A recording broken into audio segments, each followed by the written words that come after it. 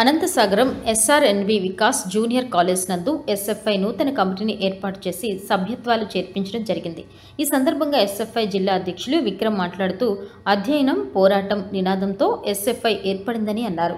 SFI విద్యారంగ సమస్యలపై విద్యార్థులను కలుపుకొని పోరాటాలు నిర్వహిస్తుందని, ఈ నేపథ్యంలోనే రాష్ట్ర వ్యాప్తంగా ఉన్నటువంటి సమస్యలపై ఎప్పటికప్పుడు పోరాటాలు చేస్తుందని అన్నారు. అలానే ఈ నెల నవంబర్ 28వ తేదీన నెల్లూరులోని అన్నమయ్య సర్కిల్లో ఉన్నటువంటి యూటీఎఫ్ జిల్లా కార్యాలయం నందు ఎస్ఎఫ్ఐ 47వ జిల్లా మహాసభలు జరగనున్నాయని తెలియజేశారు. అలానే ఈ మహాసభలో ఏవైతే జిల్లా వ్యాప్తంగా ఉన్నటువంటి విద్యారంగ సమస్యలు పరిష్కరించేందుకు ఓ ప్రణాళిక రూపొందించుకునేందుకు వేదిక కానున్నాయని అన్నారు. రాబోయే రోజుల్లో ఎస్ఎఫ్ఐ విద్యారంగ సమస్యలపై మరింత బలంగా పోరాడేందుకు ఓ ప్రణాళిక సిద్ధం చేసుకునేందుకు ఈ మహాసభలు వేదిక కానున్నాయన్నారు. ఈ మహాసభల్లో విద్యార్థులు పాల్గొని జయప్రదం చేయాల్సిందిగా కోరుతున్నామన్నారు.